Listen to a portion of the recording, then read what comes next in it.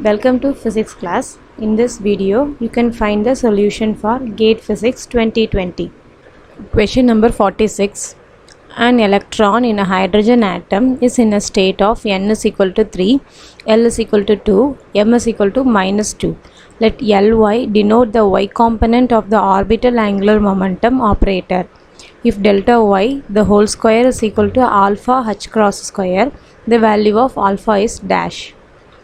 So in the question they have asked us to find what is the value of alpha, and they have given the value of delta y the whole square.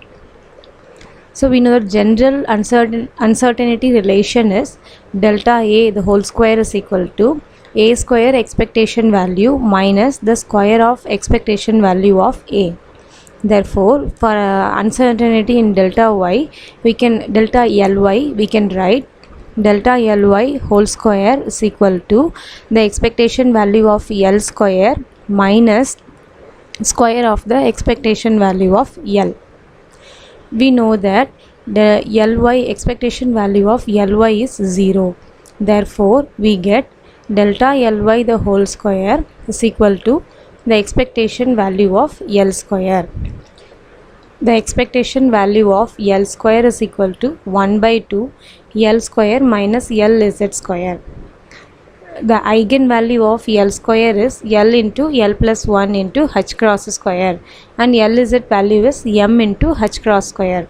Now substitute the values in the above expression. We will be getting 1 by 2 L plus 1 minus m square h cross square. H cross square is taken as a common term. In the question, they have already given n is equal to 3, L is equal to 2, m is equal to minus 2, and also the expectation value of L square as alpha h cross square. Now substitute all the values in equation 1. Then we will be getting alpha h cross square is equal to 1 by 2 into 2 plus 1 minus 4 into h cross square. By simplifying this, we will be getting alpha value is equal to 1. A sinusoidal voltage of the form V is equal to V naught cos omega t is applied across a parallel plate capacitor placed in vacuum. Ignoring the edge effects, the induced EMF within the region between the capacitor plates can be expressed as a power series in omega. The lowest non-vanishing exponent in omega is. We know that the voltage across the capacitor is proportional to induced EMF. That is, EMF is proportional to V of t.